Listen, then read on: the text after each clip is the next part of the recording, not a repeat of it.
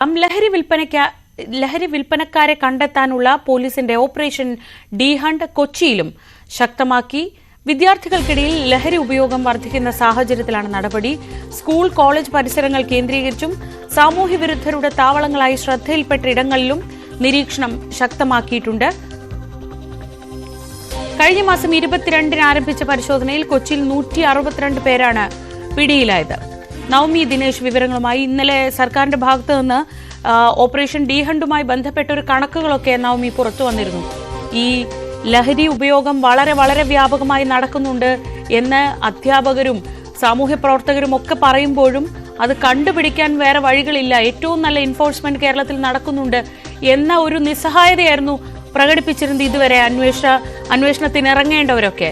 ഇപ്പോൾ ഈ കൊലപാതകങ്ങൾ, ഇത്തരം മോശം വാർത്തകൾ, ഇതിന്റെ പശ്ചാത്തലത്തിൽ ഡി ഹണ്ട് കൂടുതൽ ശക്തിപ്പെടുത്തിയിട്ടുണ്ടോ?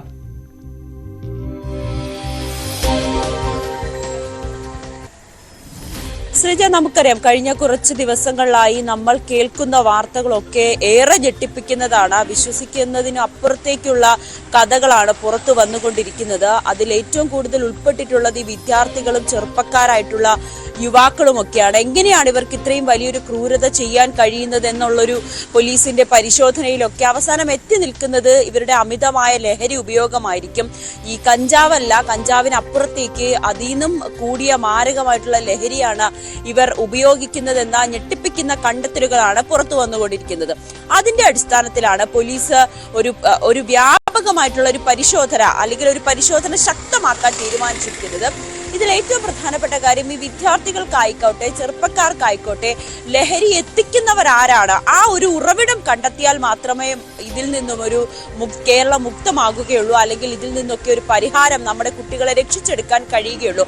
അതുകൊണ്ട് തന്നെ ഈ ഒരു കുട്ടികൾക്ക് ലഹരി എത്തിക്കുന്ന അല്ലെങ്കിൽ ആ ഒരു ലഹരി കേസിൽ പിടിയിലാകുന്ന വിദ്യാർത്ഥി അല്ലെങ്കിൽ ഒരു ചെറുപ്പക്കാരിലേക്ക് കേസ് ഒതുക്കാതെ പരിശോധന കൂടുതൽ വ്യാപിപ്പിക്കുക. അതായത് ഈ ലഹരി പിടിച്ചെടുത്ത വ്യക്തിയിൽ നിന്നും എവിടെ നിന്നാണ് ഇയാൾക്ക് ലഹരി എത്തിച്ചത്, ഏറ്റവും കൂടുതൽ ലഹരി കൈമാറ്റം ചെയ്യുന്നത് ആരാണ്, അങ്ങനെയുള്ള കാര്യങ്ങളിലേക്ക് കൂടി കുറച്ചുകൂടി ആഴത്തിൽ കടക്കാനാണ് പോലീസ് തീരുമാനിച്ചിരിക്കുന്നത്. ഇതിന്റെ ഭാഗമായിട്ടുള്ള ഓപ്പറേഷൻ ഡി ഹണ്ട്, അതായത് ഈ ലഹരി നൽകുന്ന അല്ലെങ്കിൽ ലഹരിയുടെ ഉറവിടം കണ്ടെത്തുന്നതിന് വേണ്ടിയിട്ടുള്ള ഒരു പരിശോധന ശക്തമാക്കാനാണ് തീരുമാനിച്ചിരിക്കുന്നത്.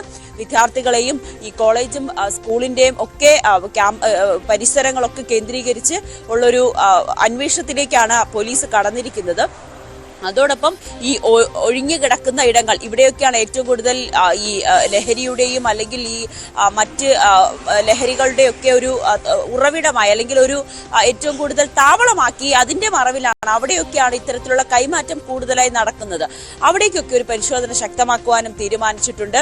അതോടൊപ്പം തന്നെയാണ് ഈ നൈറ്റ് പട്രോളിങ്ങും അതും ശക്തമാക്കാൻ. ആക്രമണങ്ങളൊക്കെ കഴിഞ്ഞ ദിവസം നമ്മൾ കണ്ടതാണ്. ക്യൂൻസ് വാക്വേയിലൊക്കെ യുവാക്കളുടെ ഒരു സംഘർഷം, അവരുടെ വലിയ രീതിയിലുള്ള സംഘർഷം ഉണ്ടാവുകയും തർക്കമുണ്ടാവുകയും അതിന്റെയൊക്കെ ആധാരം ഇത്തരത്തിലുള്ള ലഹരിയാണെന്ന് പോലീസ് കണ്ടെത്തുകയും ചെയ്തു. അതുകൊണ്ട് കൊച്ചി നഗരത്തിൽ നൈറ്റ് പട്രോളിംഗ് കൂടുതൽ ശക്തമാക്കാനും സംശയാസ്പദമായ സാഹചര്യത്തിലുള്ളവരെയും ഇത്തരത്തിൽ ലഹരി ഇടപാടുകൾ നടത്തുന്നുണ്ട് അല്ലെങ്കിൽ ലഹരി ഇടപാടുകൾ ഉണ്ടെന്ന് കണ്ടെത്തുന്നവരെയൊക്കെ അറസ്റ്റ് ചെയ്യുവാനും കസ്റ്റഡിയിലെടുത്ത് വിശദമായി ചോദ്യം ചെയ്യാനും ഒക്കെ പോലീസ് തീരുമാനിച്ചിട്ടുണ്ട്.